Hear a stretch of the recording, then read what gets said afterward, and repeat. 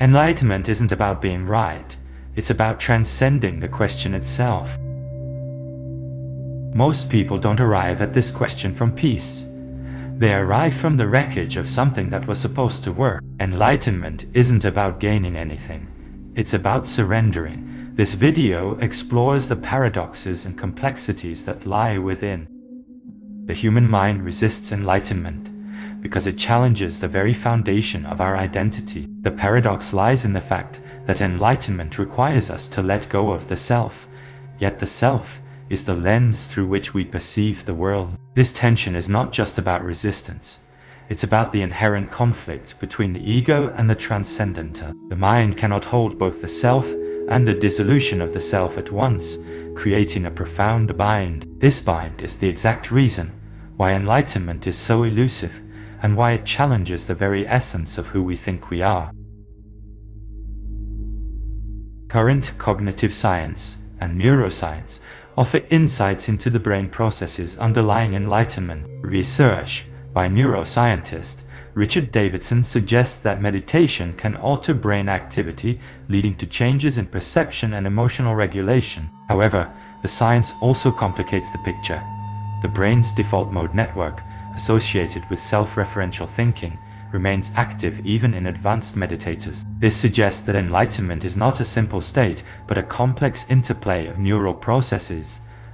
The science confirms the transformative potential of meditation, but also highlights the ongoing challenge of transcending the self. For instance, in the Zen tradition, practitioners often speak of the need to continually return to the present moment, a process that can be seen as a constant negotiation with the brain's habitual patterns. This underscores the psychological mechanism of habituation, where repeated mental states become deeply ingrained, making the journey towards enlightenment a lifelong practice rather than a destination.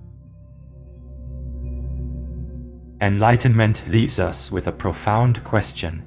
Who is the observer? This question is not just about the nature of consciousness, but also about the limits of self-knowledge. The observer paradox suggests that the act of observing changes the observed. This raises questions about the continuity of consciousness and the role of the self in perception. The observer is both the subject and the object, creating a loop that is impossible to resolve. This paradox is the essence of enlightenment, a question that remains unanswered. In Zen Buddhism, this paradox is explored through the koan, a riddle that defies logical reasoning and points to the limitations of the rational mind. The koan invites practitioners to confront the boundaries of their understanding, revealing the inherent instability of the observer's role. This practice underscores the fluidity of consciousness and the illusory nature of a fixed self, challenging us to see beyond the surface of our perceptions.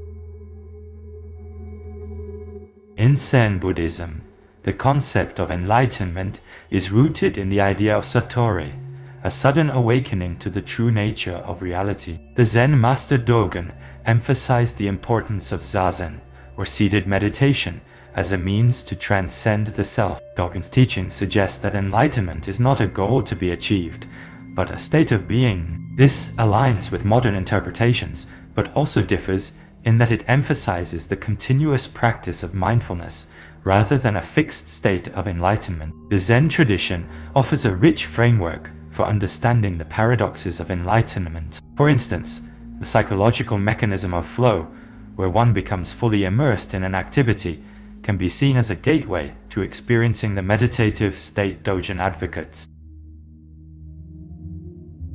Access to enlightenment is deeply tied to material safety, cultural context, and social position. Historically, those with the luxury of time and resources have been more likely to pursue spiritual paths. The privilege of enlightenment is not just about individual effort, but also about the social and economic conditions that enable it.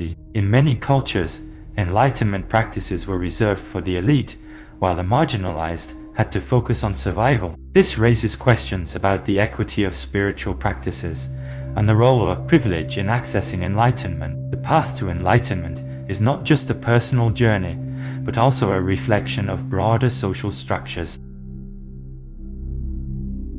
Who is the observer? And what does it mean to transcend the self? This question remains, inviting us to explore the depths of consciousness and the nature of reality.